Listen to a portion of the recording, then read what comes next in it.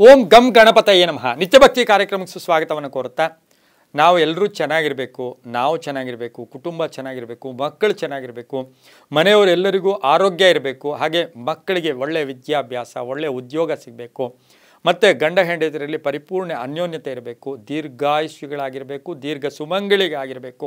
ಈ ರೀತಿ ಹಲವಾರು ಕೋರಿಕೆಗಳು ಬರುತ್ತೆ. ಈ ಕೋರಿಕೆಗಳನ್ನು, ಈ ಸಂಕಲ್ಪಗಳನ್ನು ನಾವು ಎಲ್ಲಿ ಕೇಳ್ತೀವಿ?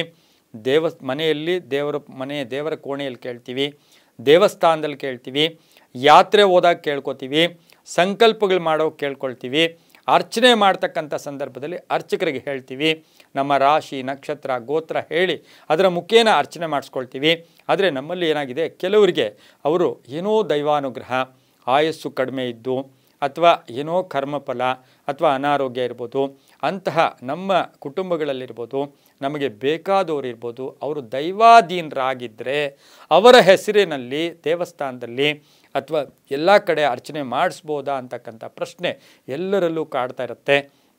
ಅಂದರೆ ಶಾಸ್ತ್ರಗಳಲ್ಲಿ, ಧರ್ಮ ಗ್ರಂಥಗಳಲ್ಲಿ, ಆಚಾರಗಳಲ್ಲಿ ನಮ್ಮ ಕುಟುಂಬದಲ್ಲಿ ಯಾರಾದರೂ ತೀರಿಕೊಂಡಾಗ ಅಥವಾ ದೈವಾಧೀನರಾದಾಗ ಅವರ ಹೆಸರು ಗೊತ್ತು, ನಮಗೆ ಅವರ ನಕ್ಷತ್ರ ಗೊತ್ತು, ಅವರ ಹೆಸರು ನಕ್ಷತ್ರದ ಬಗ್ಗೆ ಎಷ್ಟೋ ಜನ ಆಗಿರುತ್ತೆ. ಏನೋ ವಿಧಿ ಒಂದು ಆಟ, ಯಾರೂ ಕೂಡ ವಿಧಿಯಾಟದ ಮುಂದೆ ಯಾರೂ ಕೂಡ ನಿಲ್ಲಕ್ಕೆ ಸಾಧ್ಯನೇ ಇಲ್ಲ. ಕೆಲವರಿಗೆ ಮಕ್ಕಳ ವಿಯೋಗ ಆಗಿರುತ್ತೆ, ಪುತ್ರ ವಿಯೋಗ ಆಗಿರುತ್ತೆ, ಪುತ್ರಿ ವಿಯೋಗ ಆಗಿರುತ್ತೆ, ಪತ್ನಿ ವಿಯೋಗ ಆಗಿರುತ್ತೆ, ಪತಿ ವಿಯೋಗ ಆಗಿರುತ್ತೆ.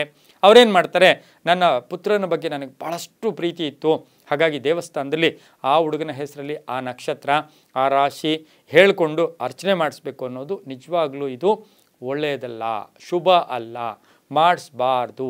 ನಾವು ಕೇವಲ ಪ್ರಾರ್ಥನೆ ಮಾಡಬೇಕೇ ಹೊರತು ಯಾವುದೇ ದೇವತಾ ಒಂದು ಮಂದಿರಗಳಲ್ಲಿ, ದೇವಾಲಯಗಳಲ್ಲಿ ದೈವಾಧೀನರಾದವರ ಹೆಸರಿನಲ್ಲಿ ಸಂಕಲ್ಪಗಳು ಮಾಡಿಸ್ಬಾರ್ದು.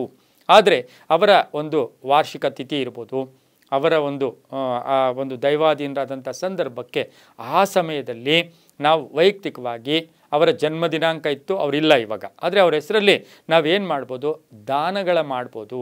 ಬಡವರಿಗೆ ಅಥವಾ ಎಲ್ಲೋ ಒಂದು ಕಡೆ ಅಶಕ್ತರಿಗೆ ದಾನ ಕೊಡ್ಬೋದು ಅಂತ ಹೇಳ್ತಾ, ಯಾವತ್ತೂ ಅಷ್ಟೇ ದೈವಾಧೀನರಾದವರ ಹೆಸರಲ್ಲಿ ಅರ್ಚನೆ, ಸಂಕಲ್ಪಗಳು, ಹೋಮದ ಸಮಯದಲ್ಲಿ, ಪೂಜಾ ಸಮಯಗಳಲ್ಲಿ ಅವರ ಹೆಸರು, ಅವರ ನಕ್ಷತ್ರದಲ್ಲಿ ನಾವು ಯಾವುದೇ ಸಂಕಲ್ಪ ಮಾಡೋದು ಶಾಸ್ತ್ರವಿದಿತ ಅಲ್ಲ ಅಂತ ಹೇಳ್ತಾ, ಸರ್ವೇ ಜನ ಸುಖಿನೋ ಭವಂತು, ಸಮಸ್ತ ಸನ್ಮಂಗಳಾನಿ ಭವಂತು.